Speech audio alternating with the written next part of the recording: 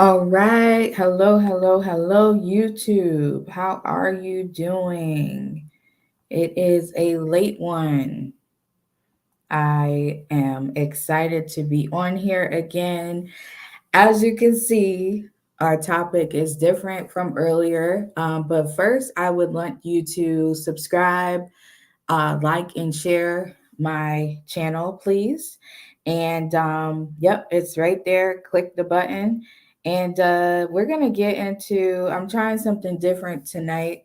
And I'll probably move forward with doing these late night type of chats and talks because I wanted to talk about this earlier. Now, I don't know if you all are familiar with um, Umar Johnson, but I wanted to share something that he said that has some people stirred. So I'm going to try to find the clip to play. Um, Give me 1 second, and we're going to.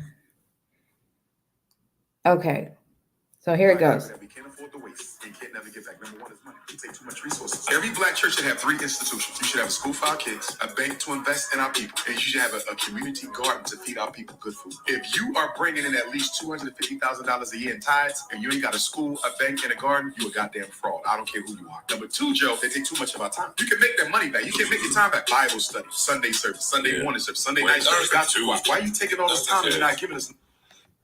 Okay, so that's what he said on the Joe Budden podcast. I think it was like 4 months ago. But recently, another pastor had shared this particular clip, and I want to share what he said about Umar Johnson before I give my thoughts. Why are you taking all this time and not giving us? It's interesting to me that the black church is the only institution in the world where it is expected to take care of all the people's needs, particularly in our community. Yes, we're supposed to meet pressing needs in order that we may not be found unfruitful, based on Titus 3:14. That's an outworking of the gospel, but fundamentally, we're to make disciples, and that's holistically. But the church, like it's interesting that he's talking about our dollars, like all black people give to the black church, and the black church in return is supposed to create things. The church has a lot of other things that it has to do. We plant other churches, we do missions. There's a lot of other things versus just institution building for black people. And since the civil rights movement, there's been a decentralization of the need of the black church and the black community because other entities are open up to help on other ends. But this is the thing that nobody talks about. The black church has produced people who build those institutions, and there are churches that already have those institutions. And $250,000 isn't enough to build those three institutions. It's so much I can say, but they're only giving me 90 seconds. I am sick of it. Okay, so that was another pastor speaking about what the clip said.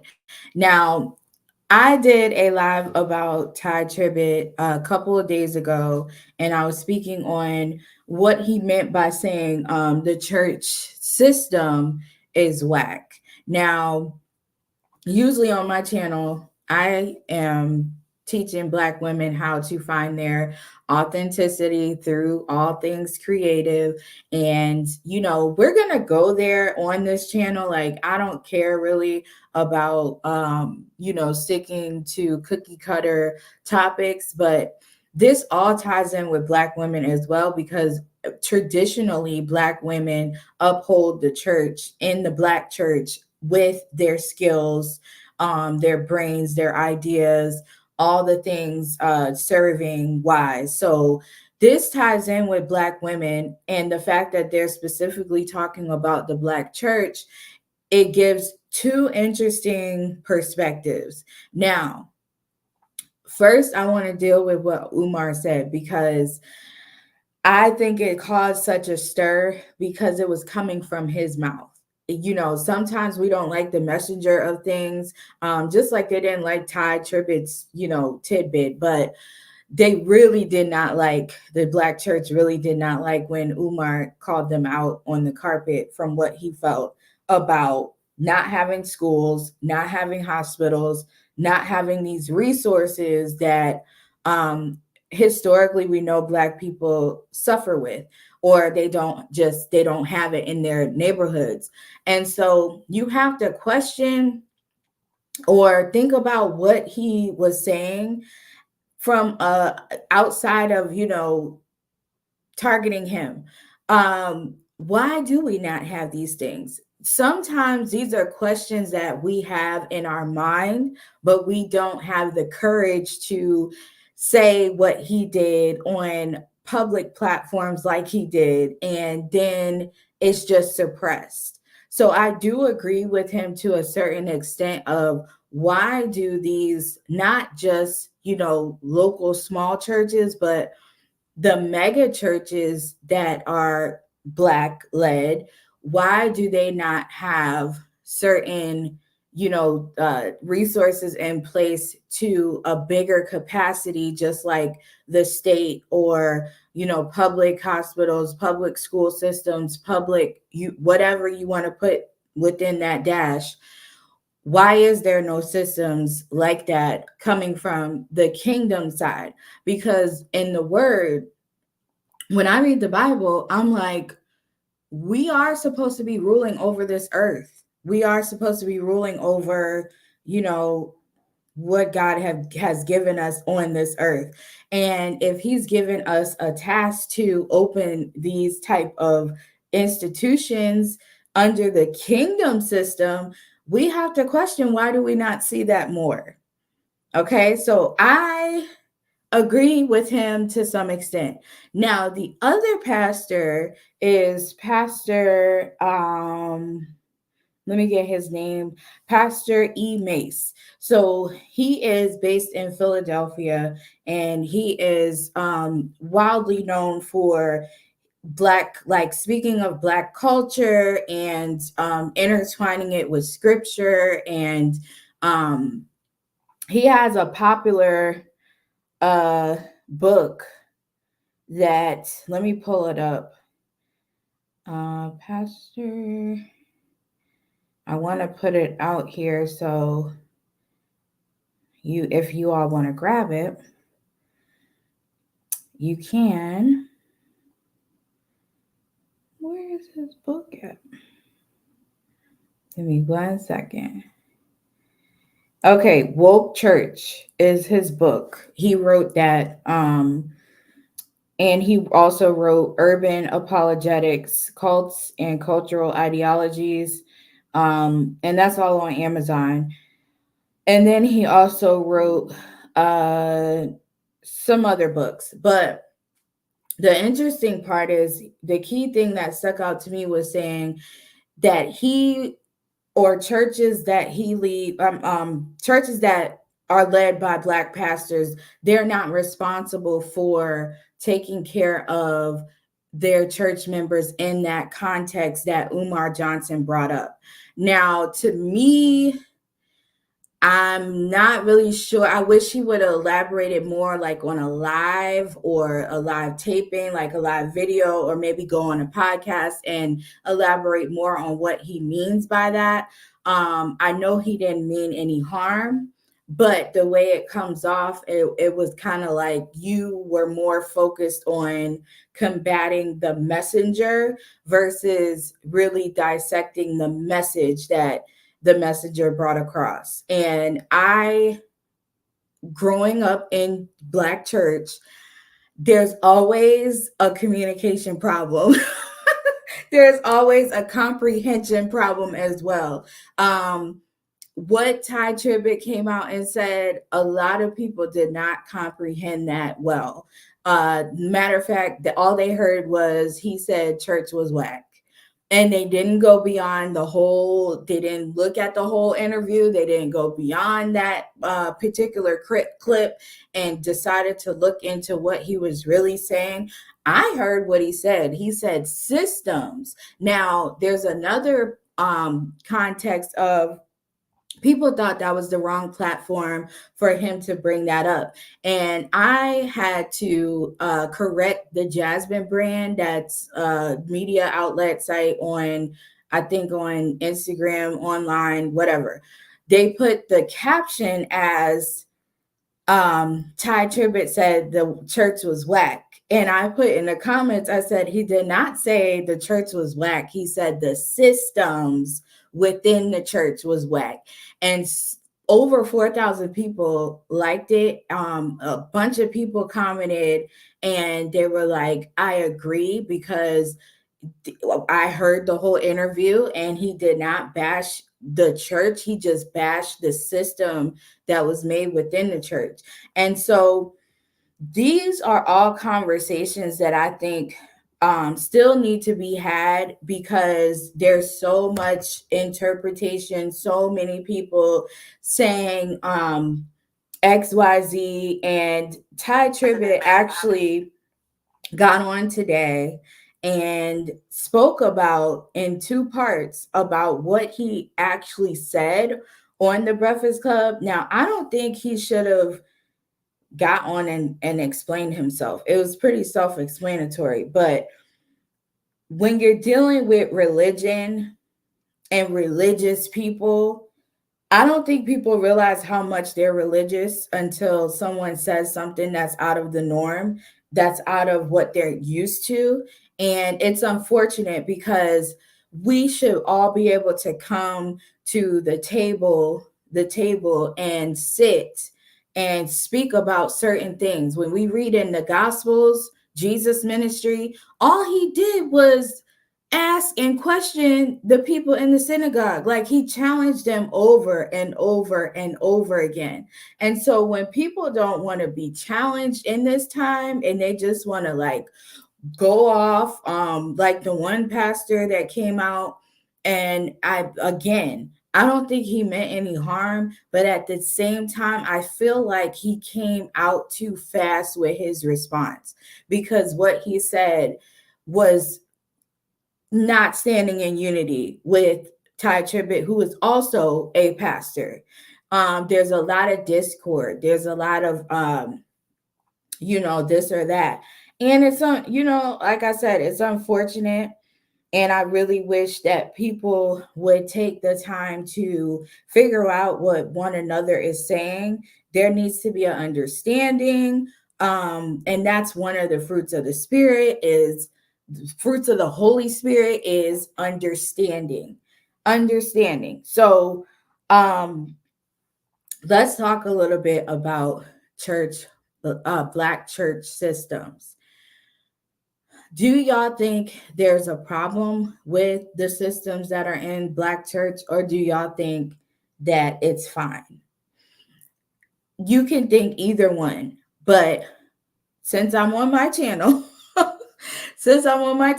I have elaborated on my last YouTube live. If you have not seen that, go check it out. It's titled Tye Tribbett, something, but his name is in it.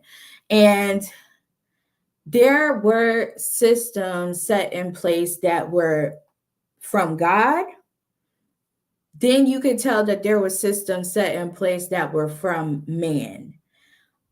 How you would be able to differentiate the two is that from God, it will challenge you in a way where you will want to be better, a better person for the Lord. You're not concerned about people per se. You're not putting people on a pedestal. You're really trying to read the word for yourself, implement it in your life for yourself, not for other people, and say, okay, I want the pastor to think I'm the best one here. None of that matters when you're doing it for the Lord. You're not concerned with competition. You're concerned with, is my heart right with God?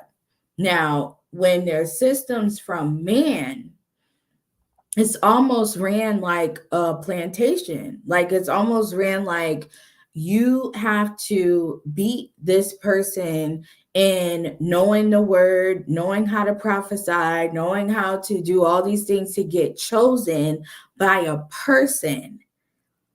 So when you start having that type of system in your place of worship, you get out of character. Everyone else is out of character. But meanwhile, the top leadership is sitting back and enjoying the discord.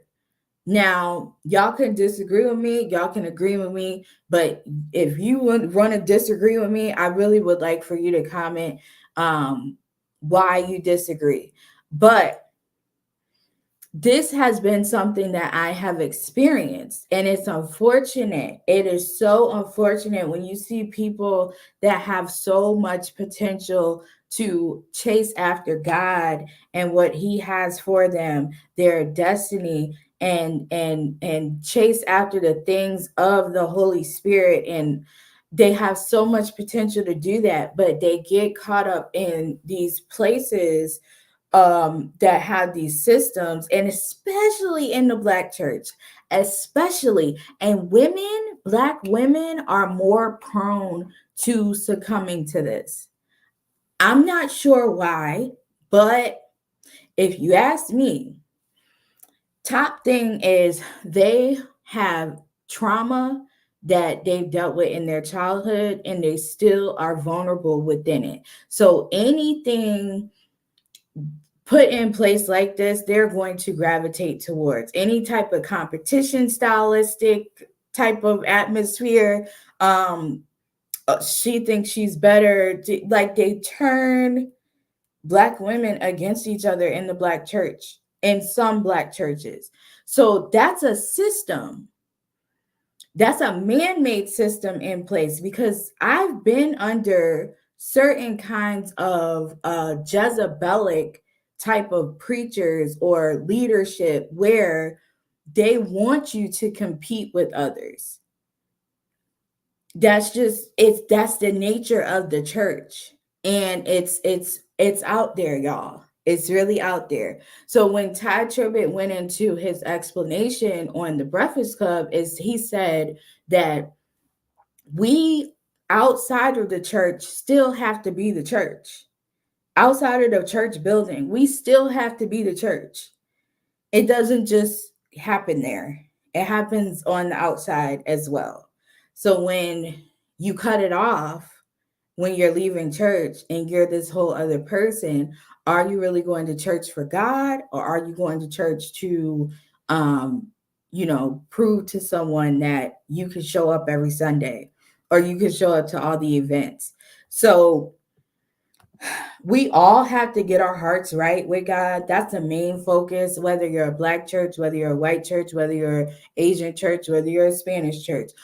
All of the churches should be leaning towards getting in the word, following the kingdom, because the kingdom is not a democracy. See, this is a whole other YouTube live that I could be doing, but tonight I'm going to keep it short.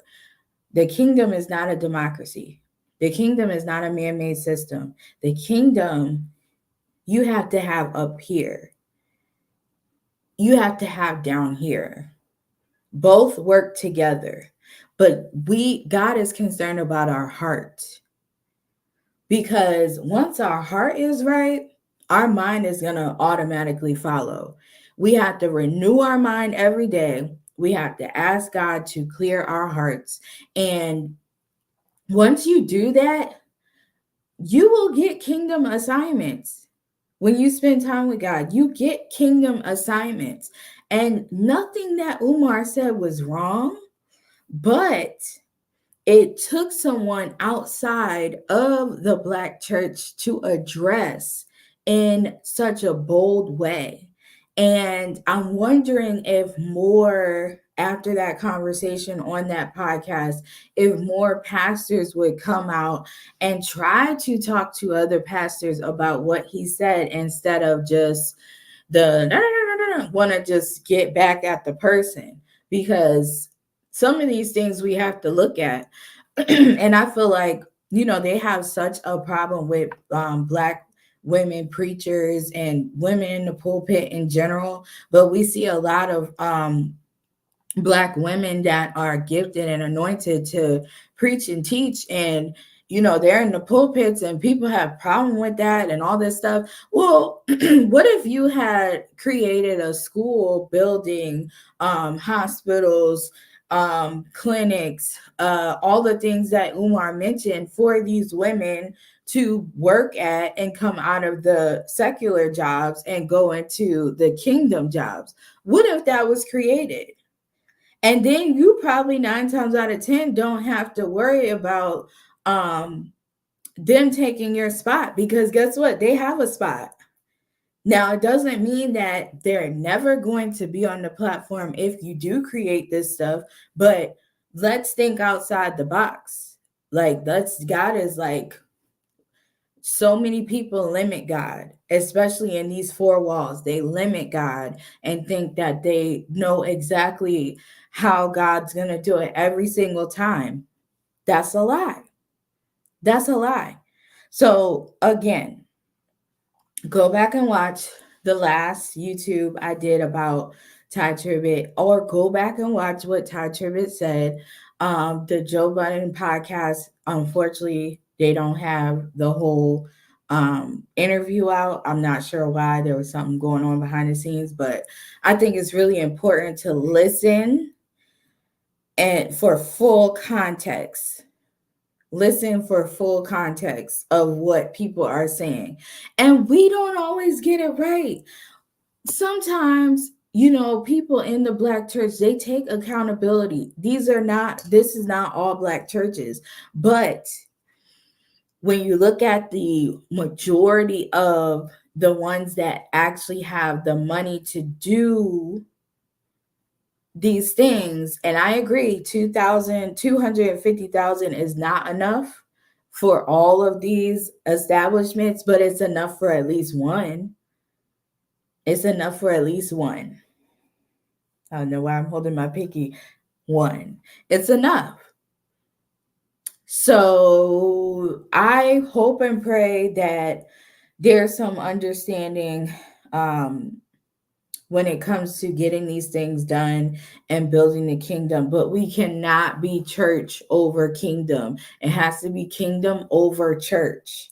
Yes, I have it like that in my description because it's been church over kingdom for so long that people coming into Christ don't even know what the kingdom is.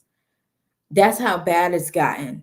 They don't even know what the kingdom is. When they bring up the kingdom, they think it's like this little thing in the Bible that's not realistic, or they just don't take it serious. And that's how far away we've gotten from our kingdom agendas in the earth.